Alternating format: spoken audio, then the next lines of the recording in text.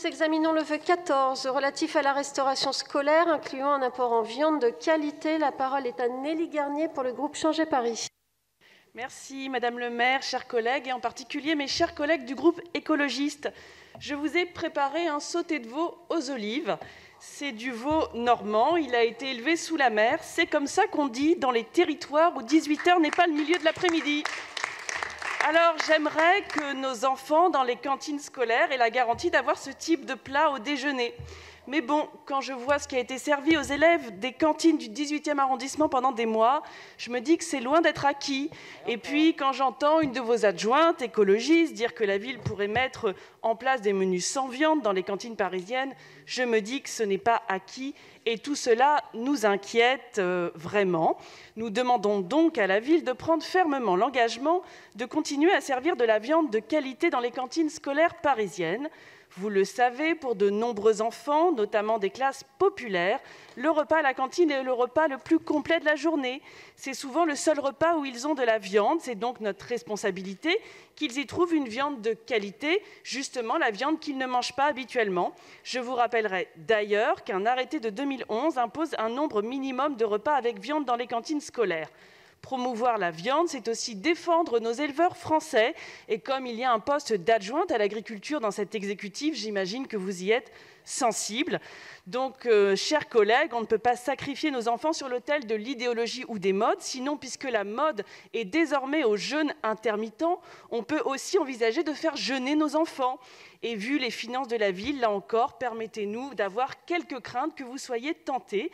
Mais je vous laisse prouver que nous avons tort en votant ce vœu. Je vous remercie.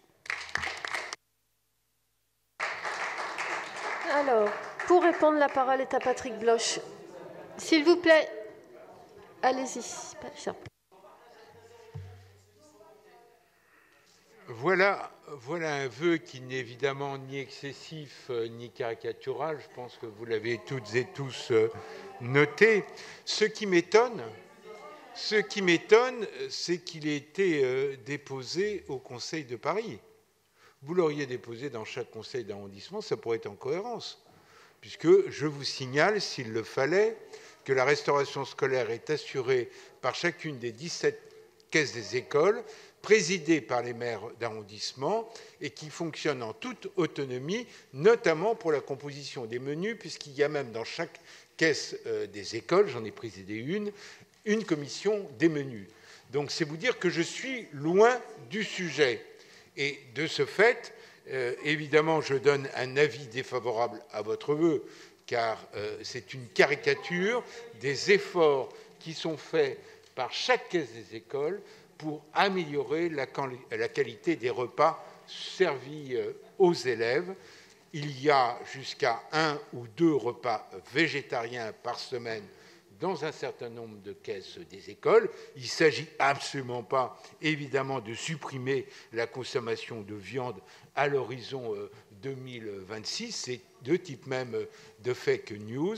Et avec Audrey Pulvar, évidemment, je participe pleinement à l'élaboration du prochain plan alimentation durable de la ville. Le sujet de l'alimentation des enfants est un sujet vraiment trop sérieux pour qu'on le caricature avec ce type de vœu. Donc, avis évidemment très défavorable. Je vous remercie. J'ai 2 demandes d'explication de vote. Tout d'abord, pour le groupe GEP, Douchka Markovic. Merci, Madame la maire. Chères consoeurs, chers confrères de Changer Paris, à travers votre vœu, on ressent comme un appel obligatoire à manger de la viande. Vous nous parlez d'un minimum de viande de qualité. C'est même, selon vous, une mesure d'égalité sociale permettant aux enfants issus des milieux les plus modestes de recevoir un apport protidique parfois absent dans leur famille. En lisant tout cela, nous avons presque la larme à l'œil. Et pourtant, selon une étude de l'ANSES publiée en 2017, les enfants les plus défavorisés ont accès à plus de viande. Globalement, les enfants jusqu'à 10 ans consomment en moyenne entre 200 et 400% des apports nutritionnels conseillés en protéines animales.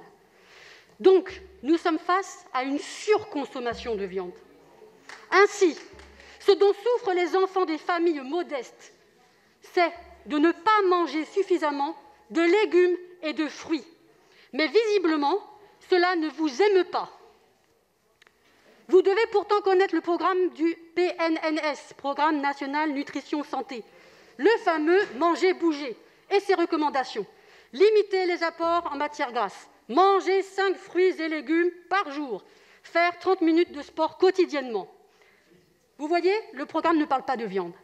De plus, selon le dernier rapport de Greenpeace, dans les cantines scolaires, la viande représente 50% des pertes financières liées au gaspillage. Il me semble aussi important de vous rappeler que les protéines sont également présentes dans les végétaux comme les légumineuses. S'il vous plaît, écoutez les intervenants. On a écouté la présentation du vœu correctement, donc vous écoutez les autres explications. Or, si votre souhait est d'avoir une viande de meilleure qualité, les vrais leviers sont les repas végétariens et surtout l'alternative végétarienne. En effet, proposer l'alternative végétarienne quotidienne permet de réduire le gaspillage alimentaire, car les enfants ont le choix. Ainsi, on peut ajuster les achats et éviter que la viande ne finisse à la poubelle. De plus, les repas végétariens pour tous permettent des coûts à l'assiette moindres, environ entre 20 et 30 centimes, ce qui permet de réinjecter cette économie dans l'achat de produits bio ou labellisés. Donc, vous voyez, c'est vertueux. Aussi, selon un rapport publié par l'ADEME de février 2021, l'alimentation végétalienne est celle qui a le meilleur impact environnemental. Elle utilise moins de surface agricole, moins d'énergie et moins de gaz. Si vous ne l'aviez pas interrompue, elle n'aurait pas eu plus de temps de parole. Écoutez-la. Notre préoccupation commune pour la santé de nos enfants et la préservation de notre environnement. Le vrai sujet, en somme, c'est de proposer à nos enfants des fruits et légumes de meilleure qualité en plus grande quantité. Voilà. Et rappelons... Alors, s'il vous plaît, maintenant, vous arrêtez votre intervention, là. Alors, à l'évidence, puisqu'on parle de restauration scolaire, vous vous croyez dans une cour d'école, mais ce n'est pas exactement le lieu, quand même. Et je pense que les enfants ont des attitudes un peu plus respectueuses des uns et des autres. Alors, je continue. Il y a une autre demande d'intervention. Il y a une autre demande d'intervention pour le groupe communiste citoyen. Je donne donc la parole à Jean-Noël Acquois. Merci, Madame la maire, mes chers collègues. Chère Madame Nelly Garnier, à l'humour si peu relevé, vous cherchez visiblement à polémiquer en surfant en mode, excusez-moi, réchauffé au micro-ondes sur les polémiques lyonnaises. Madame Dati, pouvez-vous remettre votre masque, s'il vous plaît, merci. Dont acte. Alors, vous prétendez vous soucier de l'alimentation des familles populaires. Si des familles n'ont pas de quoi offrir une alimentation de qualité, c'est bien le résultat d'une politique qui précarise l'emploi depuis des dizaines d'années. Vous entend-on vous émouvoir de la baisse des APL? Vous avez peut-être faim, mais vous pouvez entendre. Un cerveau peut fonctionner même en ayant faim, visiblement. Vous entend-on vous émouvoir des APL, qui réduit les revenus effectifs des ménages les plus fragiles? Non. Vous entend-on vous opposer à une réforme de l'assurance chômage qui met en difficulté des milliers de familles? Non. Vous voit-on monter au créneau pour que le RSA soit offert aux moins de 25 ans? Non. Vous entend-on demander des augmentations de salaire, à commencer par le SMIC, afin que les familles dont vous parlez puissent avoir une alimentation? Mais rappel au règlement, je suis en train de vous parler de ce dont vous parlez, des familles populaires, dont vous prétendez vous soucier. Et visiblement, vous ne faites pas le lien. Bravo. Vous entend-on donc demander des augmentations de salaire afin que les familles puissent avoir une viande de qualité, des fruits et des légumes? Non. En revanche, on vous a entendu il n'y a pas si longtemps. Visiblement, vous avez du mal à écouter quand on n'est pas d'accord avec vous. En revanche, on vous a entendu l'année dernière critiquer vertement la politique de la ville de Paris qui a mis en place un quotient familial qui permet aux familles les plus populaires et les plus pauvres d'avoir des repas à 13 centimes d'euros. Monsieur Acquois, il vous faut conclure maintenant. L'alimentation est... excusez-moi, Madame la maire, bon, mais si vous me concéderez que le débat... Il y a un problème de tenue du débat. Allez-y, Jean-Noël. Donc l'alimentation des enfants est un sujet trop important pour être traité, ou plutôt mal traité, comme vous le faites. Nous voterons contre votre vœu.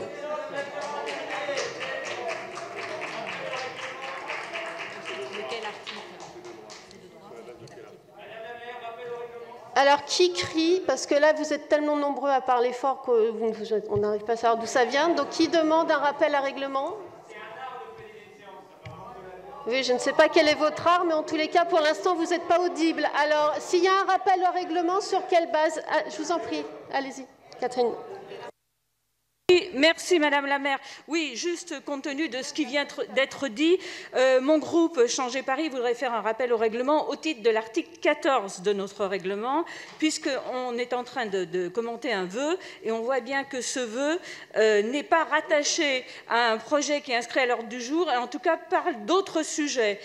Donc les vœux doivent être en lien avec les compétences et les politiques publiques de la ville de Paris. Là, on s'est vraiment égaré et c'est évident que ça s'applique aussi aux explications de vote. Bon, très bien, c'est noté. Donc, je peux passer au vote du vœu numéro 14, déposé par le groupe Changer Paris, qui est maintenu, vous me le confirmez, avec un avis défavorable de l'exécutif. Qui est pour ?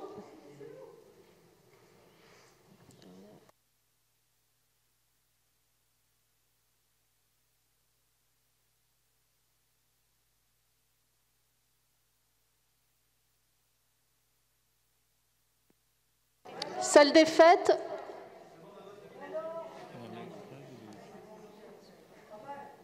Douze pour salle des fêtes ici.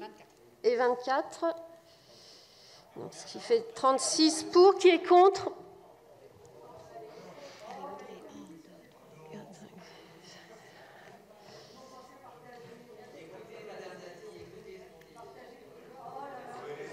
Alors,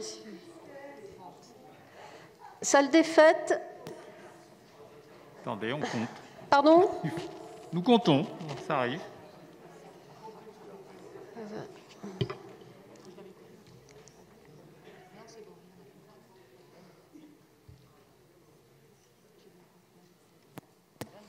« 27. 27. Abstention?